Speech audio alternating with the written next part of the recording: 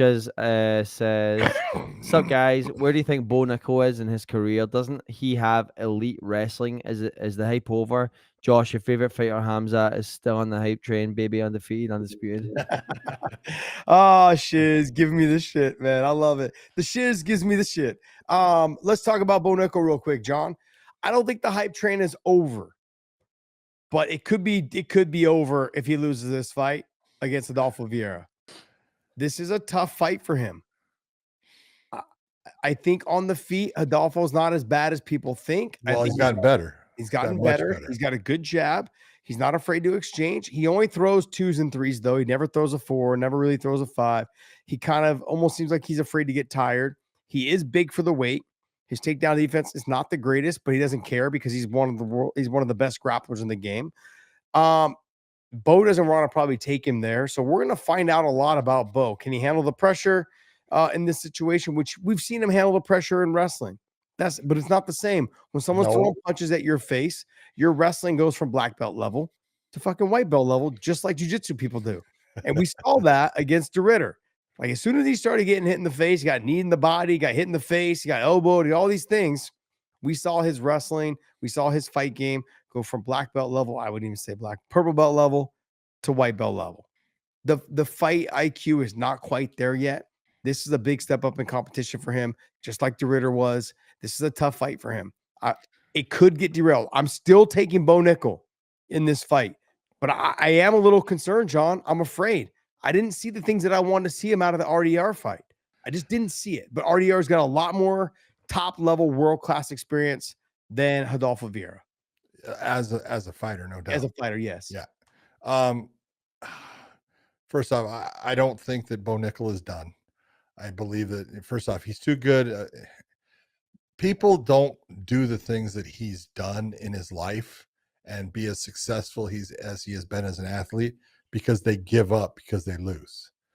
Okay. Losing is something that he knows comes with, competition. And I think, in my opinion, he's going to learn from that DeRitter fight. He figured out things in that fight.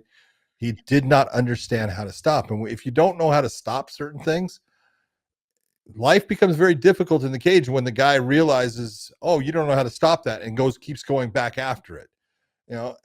DeRitter is very, very big for 185. Now, Bo's big for the 185, and so is, Adolfo Vieira. They're all large bodies in the 185, but DeRitter is unique. He's 6'4", and he doesn't care about going to the ground. So this is my one problem with this fight with Adolfo Vieira is, if I was Adolfo Vieira, I would absolutely get into the clinch with that guy as fast as I can and dirty box and just be a grinding, nasty individual the same way DeRitter was, because the blueprint is there.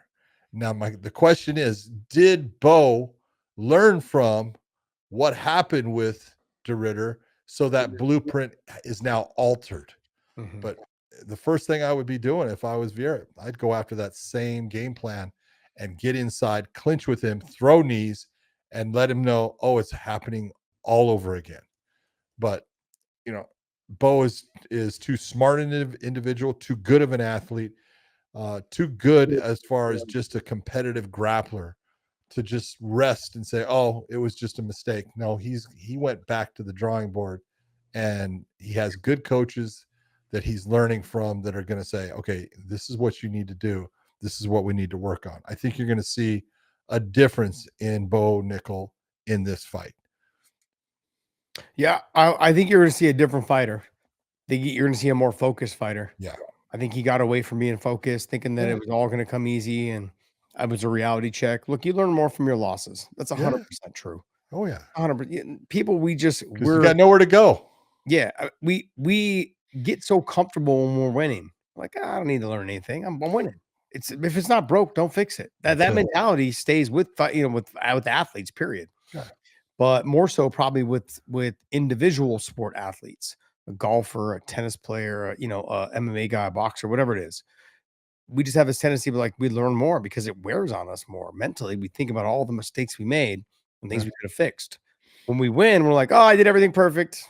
I could have done this maybe a little bit better, but fuck it. It But worked. it's all right. It worked. Yeah, I'm good. I'm good. I dominated. Bo seems like someone that's going to come back rejuvenated. I think it's a good fight for him. It's a tough fight for him because he's got to be careful, especially in that first round, for being put into a position that where he may want to think about shooting a takedown. If Rodolfo Vieira comes at him aggressively and starts landing big shots, his natural instinct, I think, will be to shoot. Oh, absolutely. And if That's gonna be hard for him to get away from ever. Yeah. And he doesn't seem like the guy that has the wherewithal right now, Bo Nickal I'm talking about, to handle a guy that just walks him down and puts pressure, because that's what we saw against RDR. What adjustments has he made since that fight? Keeping your back off the fence. He looked lost. Circling. He didn't know how to circle. He looked which is really lost. It's and this is where, look at wrestling. The entire game of wrestling is understanding how to, off angle your opponent, circle. You're always running circles, takedowns and circles, everything. And to see someone in the cage unable to do any of that, circle off the cage, just get stuck when he's a guy that he knows those basic, elements. Oh, absolutely. But they were just gone. Yeah. Gone during that fight. I mean, I'm looking forward to that fight though, because it will say a lot about Bo Nickal. Yeah. And Rodolfo, just like, this is a huge feather in his cap. He's able to get a win off the hype guy. Well, huge. Rodolfo Vieira he's been looking better and better. Like he's been learning, and this is the problem. He has been learning while he's in the UFC. All right. Do you look at this though? Is the UFC going like, hey, we're matching you up against this guy because we need to know whether you can sink or swim? Well, this is a guy that has 14, I want to say 14 professional fights. 9 of them have been in the UFC. So it's telling you he didn't have a ton of experience coming in, but he's actually gotten better as time has gone on. And he's had a couple of those fights where you looked at and you went, wow, he is learning. And he looked good against Cody Brundage and he got the submission. He did the same thing with Petrozzi and he got the submission. And I think he had, was it like 3 arm triangles in a row or something like that?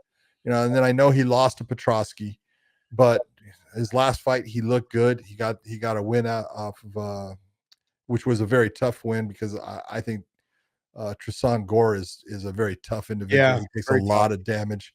And so that's the kind of win that's a good win for Vieira, because he went to 3 rounds. And for a while everyone was saying he can't go the 3 rounds. He gets tired. So he's been getting better and better. And so this is a great fight for him.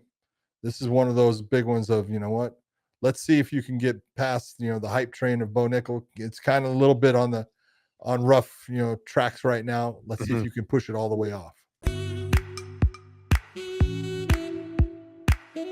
Element, the best hydration drink in the business. I had citrus earlier today. It's actually fantastic. And now they're making the lemonade salt in the can. Cannot wait. So if you guys use that link down below in the descriptions, they'll send you a bonus package for every single purchase. That's compliments of the Wayne In podcast. So hope you guys enjoy that.